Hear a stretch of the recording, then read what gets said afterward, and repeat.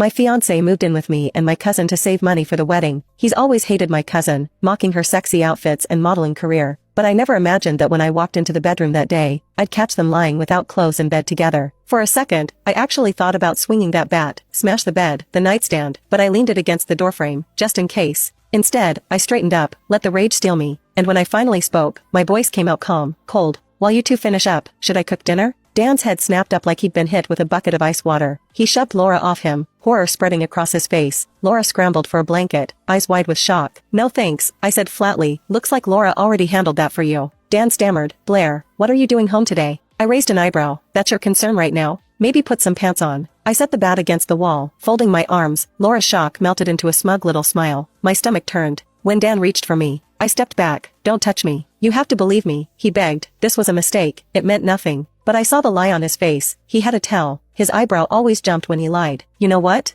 It doesn't matter, I said, lifting my chin. One time was enough. He lunged to hug me, but I shoved the bat against his chest. Back off. She seduced me, he insisted. You know what she's like. Laura shot up, furious. He's lying. It's been going on for months. Dan spun on her. Shut up. I just shook my head. Doesn't matter if it was once or 100 times. Dan, you were the one in a relationship, not her. So if she's a cheap woman, what does that make you? And with that, I grabbed my bags, rushed out, and slammed the door. Their voices chased me down the stairs, his shouting, her crying, but I didn't look back. I flagged a cab, slid inside, and finally let the tears spill. The driver glanced at me in the mirror, tissues in the console. Hon. I muttered thanks, cleaned myself up, and ignored the 6 missed calls from Dan lighting up my phone. His excuses could rot. By the time the taxi pulled up to Kingston Industries, I forced a smile and asked the driver, be honest, do I look like a woman who just caught her fiancé with her cousin? He hesitated. Your eyes are a little red, but that's it. That kindness nearly undid me, but I hauled my suitcase to the curb and marched inside. Whatever came next, I wasn't giving up my job. At the lobby desk, Maggie stared at me, bat still in hand like I'd just walked in from a crime scene. I handed her everything and went to freshen up. A little powder, lip gloss, and I almost looked normal. I rode the elevator up, brain spinning. Should I tell my cold boss Roman about Dan sneaking out on company time? It felt petty, but the thought nagged at me. Kara at the executive floor waved. Hey, Blair, didn't expect you today. Just catching up on notes, I said, relieved Roman wasn't in. I slipped into my office, dropped the engagement ring in a drawer, and headed straight for his liquor stash.